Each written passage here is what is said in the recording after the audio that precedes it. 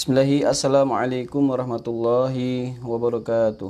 Alhamdulillah, salatu wassalamu ala rasulillahi wa ala alihi wa mawalah. Wa rahimakumullah, alhamdulillah kita bersyukur pada Allah subhanahu wa ta'ala. Hari ini Allah takdirkan kembali untuk sama-sama tawassul bil haq, tawassul bis sabr. Hari ini kembali Allah masih memberikan keimanan kepada kita sehingga Allah subhanahu wa ta'ala dengan rahmatnya kita berharap dimasukkan ke dalam salah satu dari jannah Allah subhanahu wa ta'ala. Semoga Allah subhanahu wa ta'ala senantiasa memberikan kepada kita keistiqomahan sehingga kita berharap kelak dimasukkan ke dalam salah satu dari jannah Allah subhanahu wa ta'ala. Amin ya rabbal alamin. Salawat dan salam semoga tercurahkan kepada Nabiullah Muhammad sallallahu alaihi wa ala alihi wasallam, pada keluarga, sahabat tabi'in dan tabi'ut tabi'in serta orang-orang yang istiqamah menjalankan sunnah-sunnah beliau hingga yaumil qiyamah. Bismillahirrahmanirrahim. Pada pagi hari ini kita akan mencoba mengkaji tentang puasa Syawal. Ya. Pertama, keutamaan dari puasa Syawal. Yang kedua, ketika seseorang berpuasa di bulan Syawal, apakah harus berurutan? Ketiga, sahkah puasa Syawal sementara masih ada hutang siam di bulan Ramadan? Baik, bismillahirrahmanirrahim, kita akan masuk pembahasan yang pertama tentang keutamaan bulan Syawal. Ada satu hadis yang akan kami bacakan, yakni hadis sahih riwayat Imam Muslim, nomor 1164, Abu Dawud nomor 2433, Imam At-Tirmizi nomor 500 atau 759, dan An-Nasa'i 2862, serta Ibnu Majah nomor 1716. Ini ada hadis ini sahih, ya. Bagaimana keutamaan dari puasa di bulan Syawal? Rasulullah sallallahu alaihi wa ala alihi wasallam, man shoma Ramadhana thumma atba'ahu sittan min Syawalin kana kasiyami dahar. Barang siapa shoma Ramadhana, berpuasa di bulan Ramadan, berpuasa di bulan Ramadan, thumma atba'ahu sittan min Syawal, kemudian mengikuti puasa 6 hari di bulan Syawal, jadi Ramadan, kemudian berpuasa 6 hari di bulan Syawal, kana kasiyami dahar, maka seakan-akan dia berpuasa 1 tahun lamanya. Bismillahirrahmanirrahim. Hadis ini sahih, riwayat Imam Muslim, Abu Dawud, At-Tirmizi, Nasa'i, serta Imam Ibnu Majah. Bismillahirrahmanirrahim. Begitu mulia dan agungnya Allah Subhanahu wa taala memberikan kesempatan kepada kita hanya berpuasa 6 hari di bulan Syawal, pahalanya sama seperti puasa 1 tahun. Kemudian pembahasan yang kedua, apakah harus berurutan? Kami membahas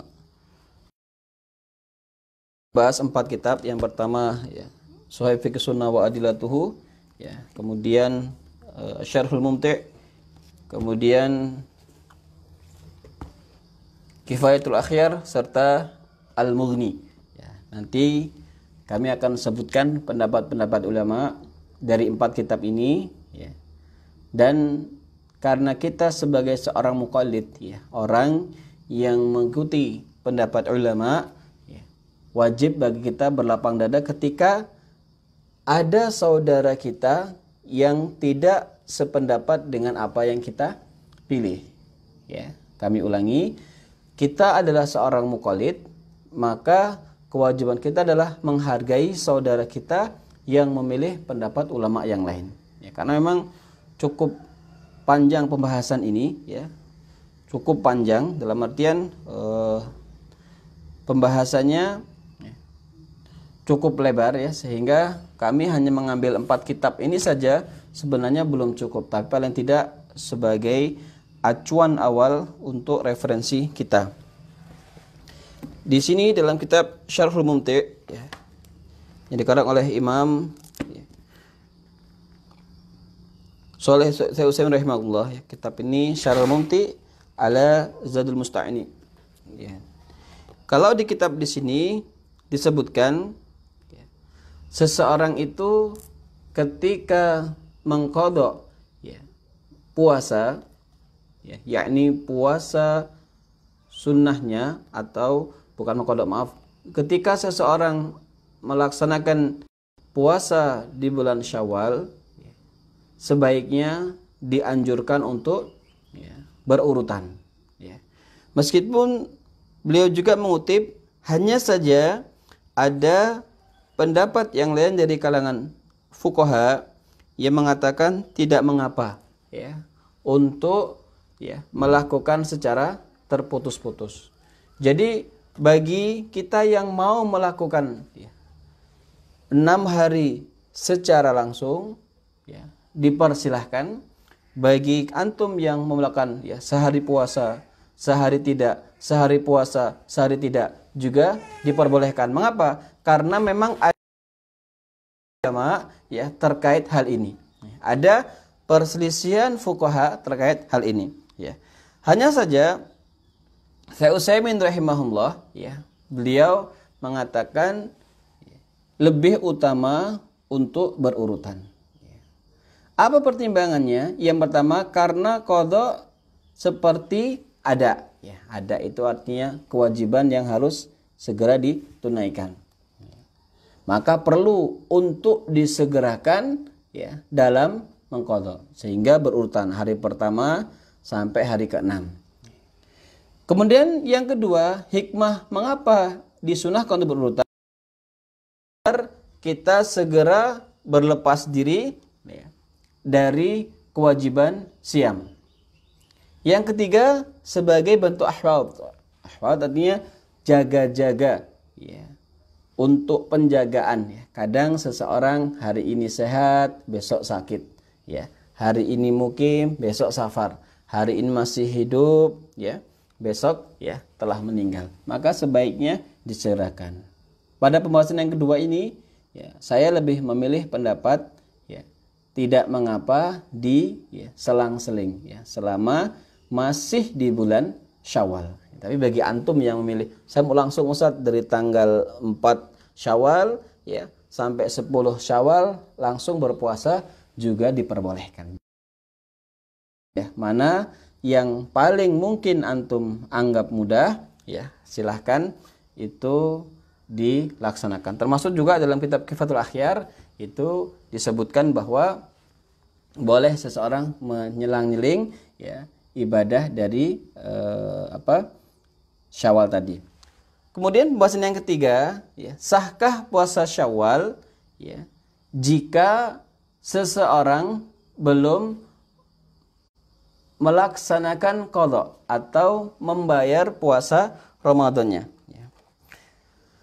Dalam kitab Shahih Fiqhul Islam wa Adillatuhu ya, penulis ya Abu Malik ya, beliau mengatakan hukum asal dari ya, membayar puasa atau hutang bulan Ramadan adalah sebuah keutamaan. Maknanya ya, beliau mengatakan, mengutip pendapat Syekh Utsaimin ya, Syekh Utsaimin memilih pendapat yakni kita membayar puasa dulu baru melaksanakan ya, puasa Syawal.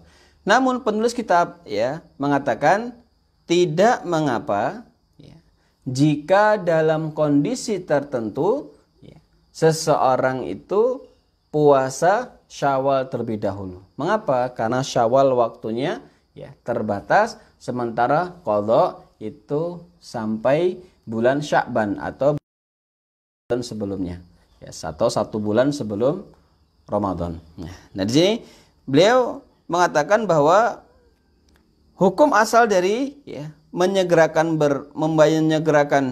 berpuasa membayar puasa adalah suatu kebaikan. Namun jika dalam kondisi tertentu tidak mengapa ya seseorang mengakhirkan pembayaran hutangnya. Ya.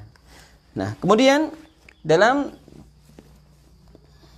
kitab Kifayatul Akhyar, kalau di sini disebutkan akan kami bacakan.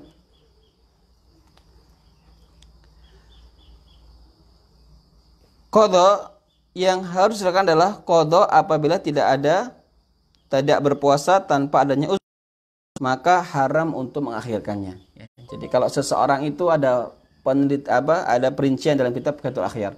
Kalau dulu hutang puasanya karena bukan qadha, karena bukan uzur, karena seseorang tidak puasa saja seperti itu, ya, maka wajib untuk segera membayar puasa Ramadan. Namun jika ada uzur tidak mengapa ya diakhirkan pembayarannya. Uzur yang termasuk uzur adalah ketika haid, ya, ketika seseorang safar, ketika seseorang sakit. Jadi ini dalam kitab Fathul Akhyar diperbolehkan untuk mengakhirkan. Kemudian dalam kitab Al-Mughni, ya, karangan Ibnu Qudamah, ya, beliau mengatakan sebaiknya segerakan dalam membayar hutang. Dalam artian dia hendaknya membayar hutang terlebih dahulu baru membayar puasanya. Ya, jadi kembali ada ikhtilaf di kalangan ulama terkait hal ini. Nah, sekarang kesimpulan dari kami setelah mengkaji 4 kitab ini. Yang pertama, saya Nur Ahmad itu lebih cenderung memilih pendapat dari kalangan ulama yang mengatakan bayar hutang terlebih dahulu baru berpuasa Syawal. Kenapa? Karena hadisnya man shoma Ramadhana, siapa yang berpuasa di bulan Ramadan. Dan seseorang yang ada tanggungan hutang berarti puasa Ramadannya belum sempurna. Itu. Kemudian yang kedua, pahala setahun di sini adalah 360. 300 dari 1 bulan berpuasa, ya. 60-nya adalah 6 hari puasa di bulan Ramadan. Bagaimana kita akan mendapatkan 360 kalau yang 300 masih bolong karena masih ada hutang. Kemudian kita juga harus tahu bahwa kami juga menghargai kalau seseorang puasa Syawal terlebih dahulu baru mengqadha puasa Ramadannya. Kenapa? Karena ilatnya apa? Karena waktu pembayaran itu luas, sementara waktu Syawal itu sempit. Barakallahu fikum. Namun kami tetap memilih pendapat membayar hutang Ramadan terlebih dahulu baru puasa Syawal, meskipun boleh jika seorang puasa Syawal baru membayar hutangnya. Barakallahu fikum. Tetap saling menghargai perbedaan pendapat. Pada perkara khilafiyah itu adalah perbuatan mulia. Barakallahu fikum. Subhanaka Allahumma bihamdika asyhadu alla ilaha illa anta astaghfiruka wa atubu ilaik. Wassalamualaikum warahmatullahi wabarakatuh.